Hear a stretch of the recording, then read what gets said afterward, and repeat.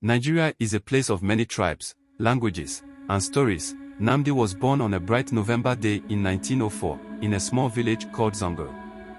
From the moment he opened his eyes, it was clear that Nnamdi was destined for greatness. The early spark. Nnamdi grew up surrounded by the rich tales of his ancestors, the wisdom of elders, and the love of his family. His father, Obadidom Chukwuemeka Azikiwe, was a clerk in the British administration, and his mother, Rachel Chinyo Azikiwe, a devoted homemaker. They knew their son was special, encouraging his curiosity and thirst for knowledge. One sunny afternoon, as Nnamdi sat under a large baobab tree, his grandfather told him stories of their people's past, a time when they were free and proud. Nnamdi's heart ached for such freedom, and a spark of determination ignited within him. The journey of knowledge. As Nnamdi grew older, his parents made a bold decision. They would send him across the great ocean to a land called America, where he could learn and grow. With hope and courage, Nnamdi bid farewell to his family and boarded a ship to the United States. In America, Nnamdi faced many challenges. The world was different, and he often felt like a small fish in a vast, unfamiliar sea. But Nnamdi was determined. He enrolled at Howard University in Washington, D.C., and later transferred to Lincoln University in Pennsylvania. His passion for learning shone brightly, and he earned multiple degrees, becoming one of the most educated young men from his homeland. The voice of the people. Armed with knowledge and a burning desire to see his people free, Nnamdi returned to Nigeria. He saw that his beloved land was still under British rule, and his heart ached for change. He knew education alone was not enough, he needed to reach the hearts and minds of his fellow Nigerians. Nnamdi decided to use the power of the written word. He became a journalist and founded several newspapers, the most famous being the West African Pilot. Through his fiery articles and passionate editorials, he inspired his people to dream of a free Nigeria. His words spread like wildfire, reaching every corner of the land and igniting a spirit of nationalism. The rise of a leader. As the flame of independence grew, Nnamdi knew it was time to take his fight to the next level. He joined forces with other brave men and women who shared his dream. Together, they formed the National Council of Nigeria and the Cameroons, NCNC, a political party dedicated to achieving independence from British rule. Nnamdi, affectionately known as Zik by his followers, became a beacon of hope. He traveled the length and breadth of Nigeria, speaking to crowds in towns and villages. He listened to their struggles and shared his vision of a united and independent nation. His charisma and unwavering dedication won the hearts of many, and soon, the NCNC became a powerful force. The battle for independence. The path to independence was not easy. The British were reluctant to let go of their grip on Nigeria, and there were many obstacles to overcome. But Zik was not deterred. He believed in the strength and resilience of his people. He organized peaceful protests, led negotiations, and tirelessly worked to build a coalition of like-minded leaders. One day, Zik stood before a massive crowd in Lagos, Nigeria's bustling commercial hub. With a voice that echoed across the land, he declared, "We will no longer be subjects of the British crown. We will stand as free men and women, united under the banner of Nigeria." The crowd erupted in cheers, and the movement for independence gained unstoppable momentum. Zik's dream was becoming a reality, and on October 1, 1960, Nigeria finally gained its independence. The Union Jack was lowered, and the green and white flag of Nigeria was raised, fluttering proudly in the wind. The President of Nigeria. Zik's journey did not end with independence. His people needed a leader to guide them through the challenges of nation building. In 1963, Zik became the first president of Nigeria. As president, he worked tirelessly to promote unity among Nigeria's diverse tribes and to build a strong, prosperous nation. He believed in the power of education and established many schools and universities to ensure that future generations would be well equipped to lead. He also worked on improving infrastructure, healthcare, and the economy. Under his leadership, Nigeria began to shine as a beacon of hope and progress in Africa. The legacy of Zik. Nnamdi Azikiwe, the boy who once sat under a baobab tree dreaming of freedom, had become a legend. His life was a testament to the power of education, perseverance, and unwavering dedication to a noble cause. He inspired countless Nigerians to believe in themselves and to work together for a brighter future. Even after he retired from politics, Zik continued to write, teach, and mentor young leaders. He passed away on May 11, 1996, but his legacy lived on. Today, his name is spoken with reverence, and his story is told to children across Nigeria. A new generation of dreamers. And so, dear children, the story of Nnamdi Azikiwe, Zik the Great, teaches us that no dream is too big and no obstacle too great. With courage, knowledge, and a heart full of love for our people, we can achieve anything. Just like Zik, you too can become a hero and make your mark on the world.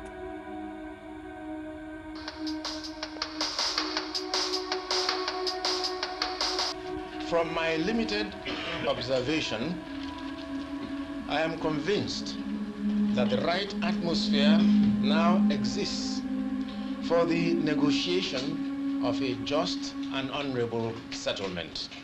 Nnamdi Azikiwe was born in northern Nigeria, in Zungeru, present-day Niger State. As a young boy, he learned to speak Hausa, the main indigenous language of the northern region. Azikiwe was later sent to live with his aunt and grandmother in Onitsha, where he learned the Igbo language. Azikiwe attended Holy Trinity School, a romantic Catholic mission school, and Christ Church School while his father was working in Lagos. Azikiwe was beaten by a dog in Onitsha. His father asked him to come to Lagos to heal and to attend school in the city.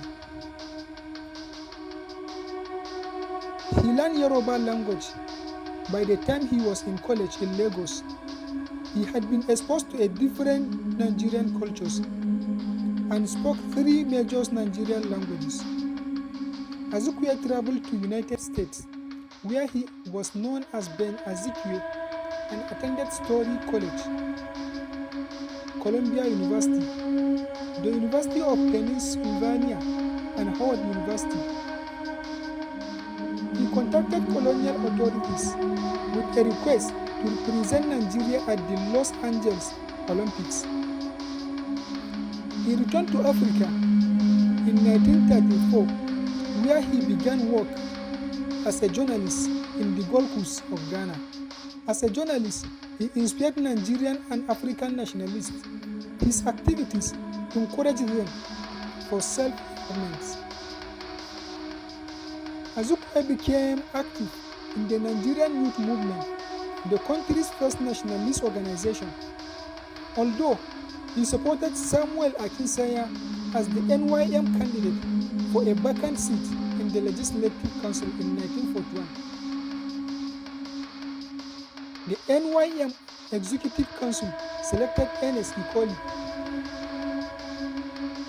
Azikiwe resigned from the NYM, accusing the majority Yoruba leadership of discriminating against the Ijebu Yoruba members and Igbos. Some Ijebu members followed him, splitting the movement along ethnic lines. He entered politics, co-founding the National Council of Nigeria and the Cameroons, NCNC, with Herbert Macaulay in 1944. Azikiwe became the Council Secretary General in 1946. As a result of Azikiwe's support for a general strike in June 1945 and his attack on the colonial government, publication of the West African pilot was suspended on 8 July of that year. In 1946, a militant movement was established to defend Azikiwe's life and his ideal of self-government. Azikiwe did not publicly defend the movement, which was banned in 1951 after a failed attempt to kill a colonial secretary. Under the Richard Constitution, Azikiwe was elected to the Legislative Council in a Lagos municipal election from the National Democratic Party. He and the party representative did not attend the first session of the council, and agitation for changes to the Richard Constitution led to the McPherson Constitution.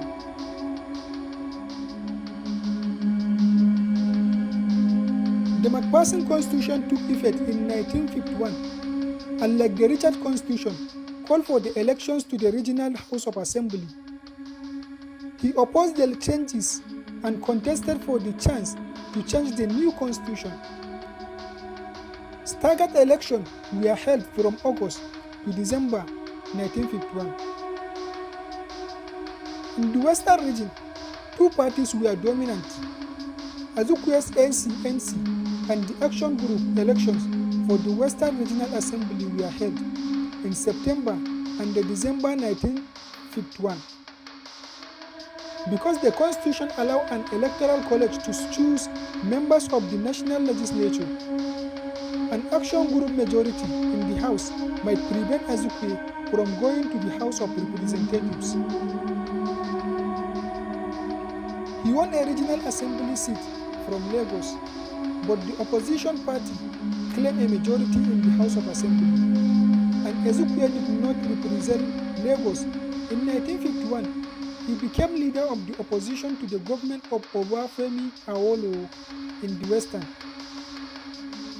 Azikiwe moved to the Eastern region in 1952, and the NCNC-dominated Regional Assembly made proposals to accommodate him, although the party's regional and central ministers were asked to resign in the cabinet reshuffle.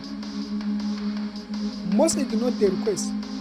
The Regional Assembly then passed a vote of no confidence on the ministers, and the appropriation bills sent to the ministry were rejected. This created an impasse in the region, and the lieutenant governor dissolved the regional house. A new election returned Azikiwe as a member of the Eastern Assembly.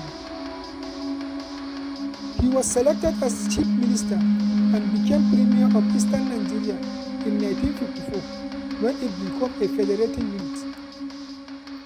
Azikiwe became the first indigenous governor general on 16 November 1960 with Abubakar Tafawa Balewa as prime minister, and became the first Nigerian named to the Privy Council of the United Kingdom when Nigeria became a republic in 1963. He was its first ceremonial president. Nnamdi Azikiwe was removed from office in January 1966 military coup, and he was the most prominent politician to avoid assassination after the coup. Azikiwe was a spokesman for Biafra and advised its leaders, Chukwuemeka Odumegwu Ojukwu. During the Biafran War in 1967 to 1970, he switched his allegiance back to Nigeria during the war and appealed to Ojukwu to end the war in pamphlets and interviews.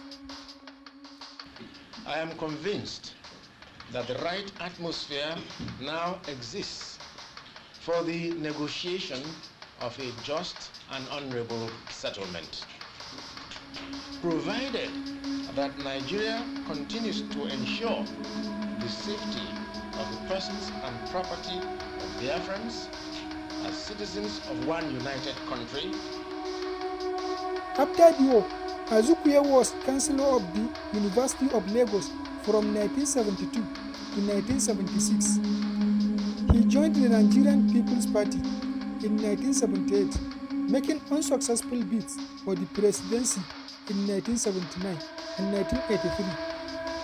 He left politics involuntarily after 31st December 1983 military coup.